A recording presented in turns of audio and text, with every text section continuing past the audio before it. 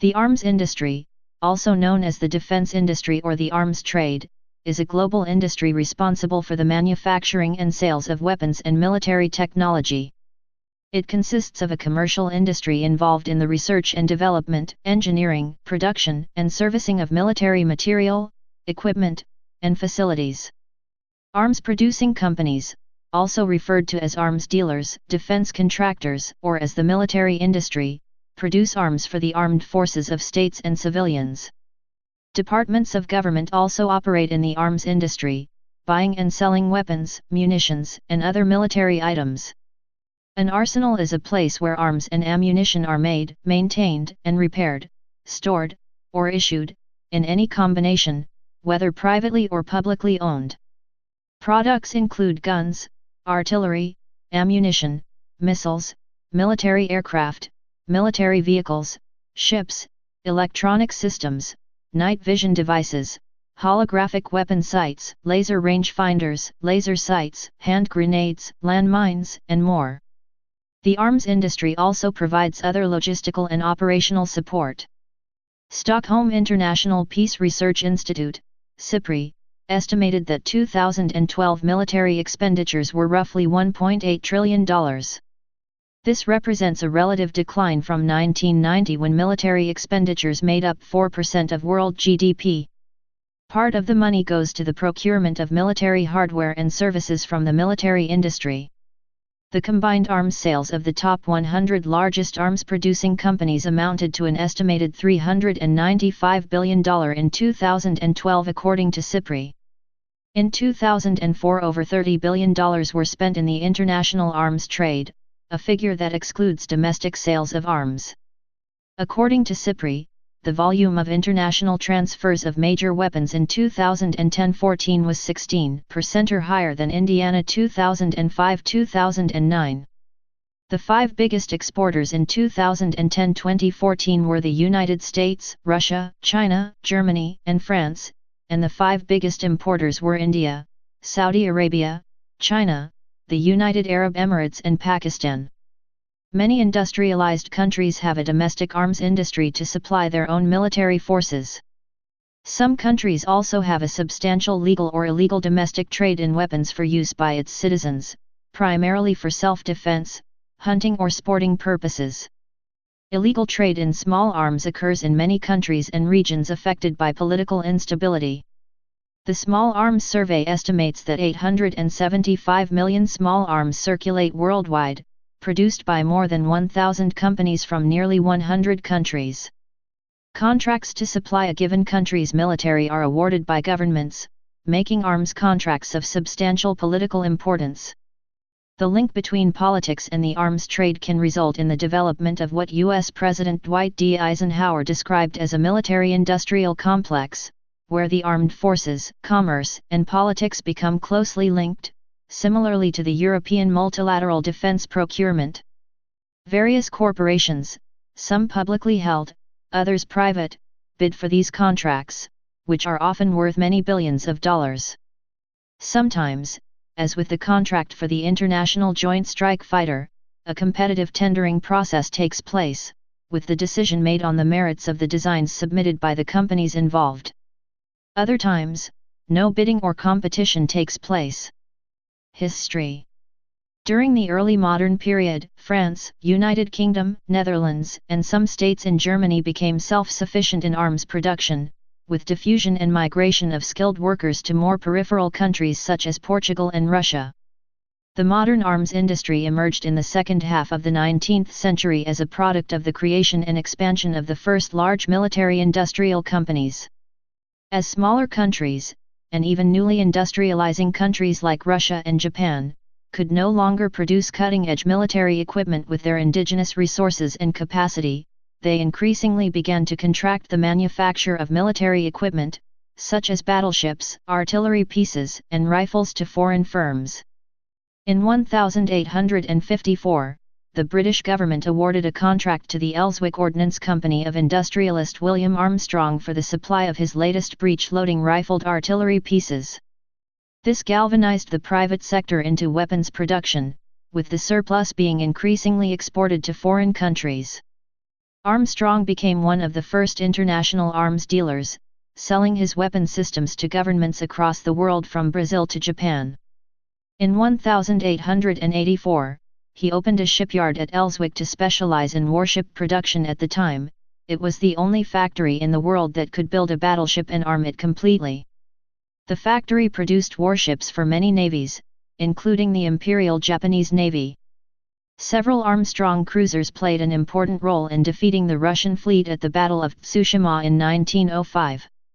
In the American Civil War in 1861, the North had a distinct advantage over the South as it relied on using the breech-loading rifle against the muskets of the South.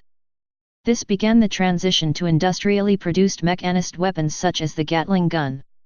This industrial innovation in the defense industry was adopted by Prussia in 1866 and 1870–71 in its defeat of Austria and France respectively. By this time the machine gun had begun entering into the militaries. The first example of its effectiveness was in 1899 during the Boer War and in 1905 during the Russo-Japanese War. However, Germany were leaders in innovation of weapons and used this innovation, nearly defeating the Allies in World War I. In 1885, France decided to capitalize on this increasingly lucrative form of trade and repealed its ban on weapon exports.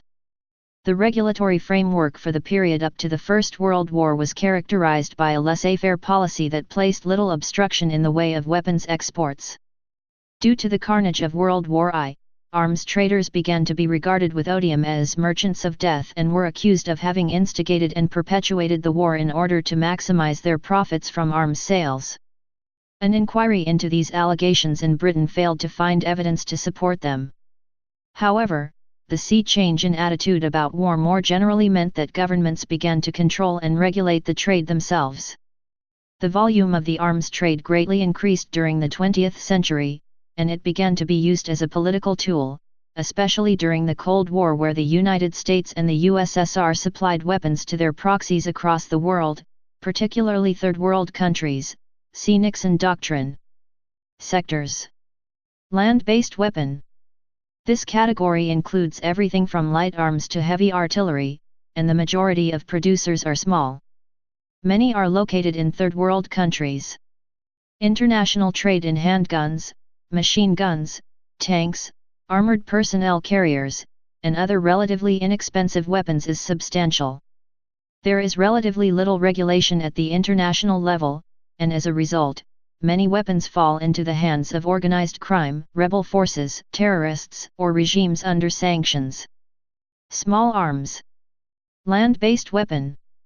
This category includes everything from light arms to heavy artillery, and the majority of producers are small. Many are located in Third World countries. International trade in handguns, machine guns, tanks, armored personnel carriers, and other relatively inexpensive weapons is substantial. There is relatively little regulation at the international level, and as a result, many weapons fall into the hands of organized crime, rebel forces, terrorists, or regimes under sanctions. Small arms.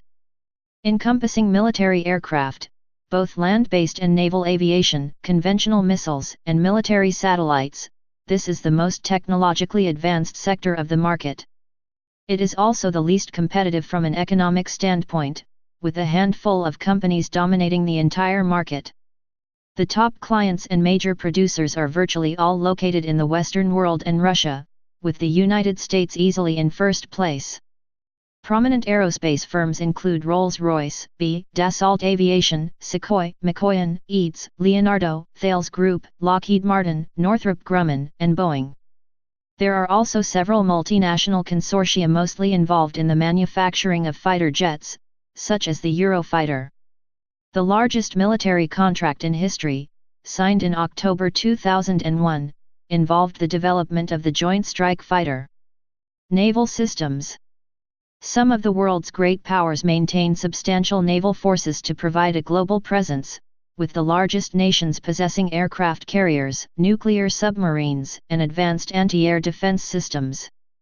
The vast majority of military ships are conventionally powered, but some are nuclear powered. There is also a large global market in second-hand naval vessels, generally purchased by developing countries from Western governments. Cybersecurity industry. The cybersecurity industry is becoming the most important defense industry as cyber attacks are being deemed as one of the greatest risks to defense in the next 10 years as cited by the NATO review in 2013. Therefore, high levels of investment has been placed in the cybersecurity industry to produce new software to protect the ever-growing transition to digitally run hardware. For the military industry, it is vital that protections are used for systems used for reconnaissance, surveillance, and intelligence gathering. However, to protect the cyber world from attacks, there are advanced cyber protection strategies used such as content, cloud, and wireless security. These can be intertwined to form several secure layers. Nevertheless, cyber attacks and cyber attackers have become more advanced in their field using techniques such as dynamic Trojan horse network, DTHN, internet worm, zero-day attack, and stealth bot. As a result, the cybersecurity industry has had to improve the defense technologies to remove any vulnerability to cyber attacks using systems such as the security of information, SIM, next-generation firewalls, NGFWs, and DOS techniques. As the threat to computers grows, the demand for cyber protection will rise, resulting in the growth of the cybersecurity industry. It is expected that the industry will be dominated by the defense and homeland security agencies that will make up 40% of the industry. International arms transfers. According to Research Institute, SIPRI, the volume of international transfers of major weapons in 2010-14 was 16% or higher than Indiana 2005-2009. The five biggest exporters in 2010-14 were the United States, the United Kingdom, Russia, China, and France, and the five biggest importers were India, Saudi Arabia, China, the United Arab Emirates, UAE, and Pakistan. The flow of arms to Africa, the Americas, Asia, and Oceania, and the Middle East increased significantly between 2005-2009 and 2010-14, while there was a notable decrease in the flow to Europe. SIPRI has identified 60 countries as exporters of major weapons in 2010-14. The top 5 exporters during the period were responsible for almost 74% of all arms exports.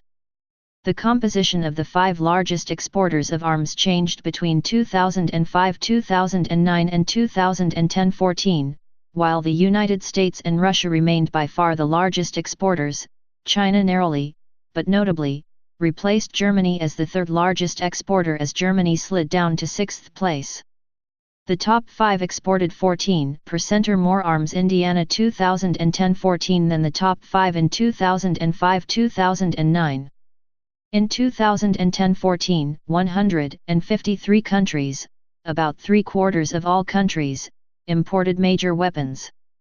The top 5 recipients accounted for 33% of the total arms imports during the period, see Table 2. India, China, and the UAE were among the top 5 importers in both 2005-2009 and 2010-14. Asia and Oceania accounted for nearly half of imports in 2010-14, followed by the Middle East, Europe, the Americas, and Africa, see Figure 3. SIPRI also identified 7 groups of rebel forces as importers of major weapons in 2010-14, but none of them accounted for more than 0.02% of total deliveries. World's largest arms exporters. Units are in trend indicator values expressed as millions of US dollars at 1990s prices. These numbers may not represent real financial flows as prices for the underlying arms can be as low as 0 in the case of military aid. The following are estimates from Stockholm International Peace Research Institute. Please note that rankings for exporters below $1 billion are less meaningful, as they can be swayed by single contracts. A much more accurate picture of export volume, free from yearly fluctuations, is presented by 5-year moving averages. Next to SIPRI, there are several other sources that provide data on international transfers of arms. These include national reports by national governments about arms exports, the UN Register on Conventional Arms, and an annual publication by the U.S. Congressional Research Service that includes data on arms exports to developing countries as compiled by U.S. intelligence agencies. A list of such sources can be found at the SIPRI website. Due to the different methodologies and definitions used, different sources often provide significantly different data. For example, according to Statistisk Sentralbyrå, Norway State Statistics, Norway exports a greater value, in USD, of arms than many of the nations listed above. World's largest arms importers. Units are in trend indicator values expressed as millions of US dollars at 1990s prices. These numbers may not represent real financial flows, as prices for the underlying arms can be as low as zero in the case of military aid. Please note that arms import rankings fluctuate heavily as countries enter and exit wars. Export data tend to be less volatile as exporters tend to be more technologically advanced and have stable production flows. 5-year moving averages present a much more accurate picture of import volume, free from yearly fluctuations. List of major weapon manufacturers. This is a list of the world's largest arms manufacturers and other military service companies who profit the most from the war economy. Their origin is shown as well. The information is based on a list published by the Stockholm International Peace Research Institute for 2015. The list provided by the SIPRI excludes companies based in China. Arms control. Arms control refers to international restrictions upon the development, production, stockpiling, proliferation, and usage of small arms, conventional weapons, and weapons of mass destruction. It is typically exercised through the use of diplomacy, which seeks to persuade governments to accept such limitations through agreements and treaties, although it may also be forced upon non-consenting governments.